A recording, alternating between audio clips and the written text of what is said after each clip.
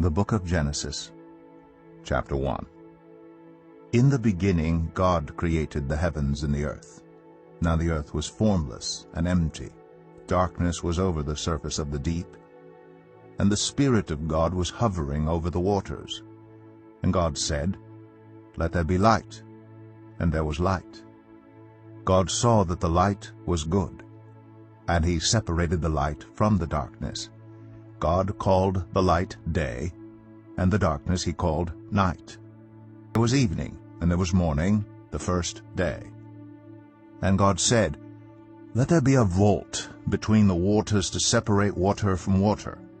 So God made the water under the vault from the water above it. And it was so. God called the vault sky. And there was evening, and there was morning, the second day. And God said, "Let the water under the sky be gathered to one place, and let dry ground appear." And it was so.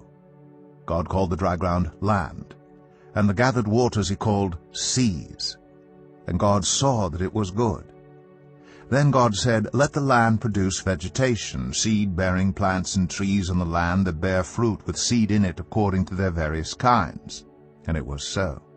The land produced vegetation, plants bearing seed according to their kinds, and trees bearing fruit with seed in it according to their kinds. And God saw that it was good. And there was evening, and there was morning, the third day. And God said, "Let there be lights in the vault of the sky to separate the day from the night, and let them serve as signs to mark sacred times and days and years. And let them be lights in the vault of the sky to give light on the earth." And it was so. God made two great lights, the greater light to govern the day, and the lesser light to govern the night. He also made the stars. God set them in the vault of the sky to give light on the earth, to govern the day and the night, and to separate light from darkness. And God saw that it was good. And there was evening, and there was morning, the fourth day. And God said, "Let the water teem with living creatures, and let birds fly above the earth across the vault of the sky." So God created the great creatures of the sea and every living thing with which the water teems and that moves about in it, according to their kinds, and every winged bird according to its kind. And God saw that it was good. God blessed them and said, "Be fruitful, and increase in number, and fill the water in the seas, and let the birds in on the earth." And there was evening, and there was morning, the fifth day. And God said, "Let the land produce living creatures, according to their kinds, the livestock, the creatures that move along the ground, and the wild animals, each according to its kind." And it was so. God made the wild animals according to their kinds, the livestock according to their kinds, and all the creatures that move along the ground according to their kinds. And God saw that it was good.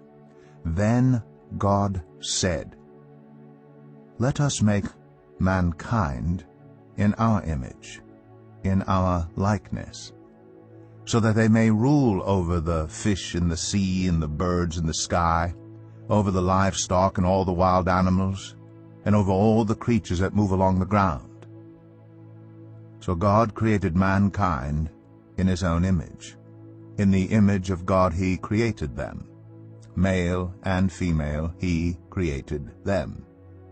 God blessed them and said to them, "Be fruitful and increase in number, fill the earth and subdue it, rule over the fish in the sea and the birds in the sky, and over every living creature that moves on the ground." Then God said, "I give you every seed-bearing plant on the face of the whole earth, and every tree that has fruit with seed in it. They will be yours for food.